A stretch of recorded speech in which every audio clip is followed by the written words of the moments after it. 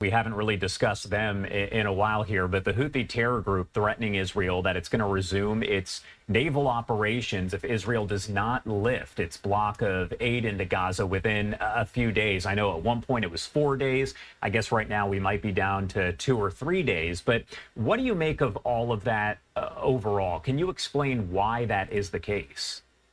Well, the Houthis, first off, no one's really bothered the Houthis since about January 10th, when the U.S., UK, and Israel all conducted some serious strikes against the Houthi infrastructure.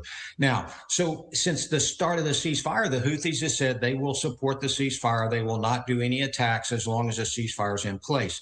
And so last week, as Israel was saying, let's stay in phase one, and they began the blockade to try to force Hamas to stay in phase one and talk at the tables.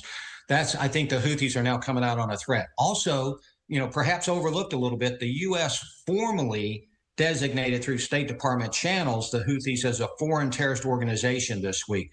So that now implements multiple sanctions on the Houthis, and it also starts to implement sanctions and pushback, not pushback, but retribution, if you will, if there's any third countries that are starting to deal with the Houthis now.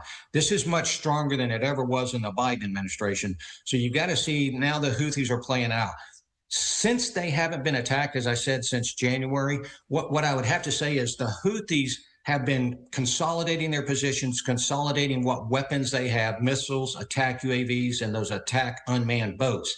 And so I know that they have several still left at their disposal. They can attack. They have attacked Israel before. They've actually killed some Israelis, caused damage. So I think if they decide, and you're right, 2 to 3 days now, if they follow through with this threat, they could quickly mount an attack that could go against Israel, and then, some of the shipping into the Bab el-Mandeb Strait and the Red Sea. So you've got to look at that.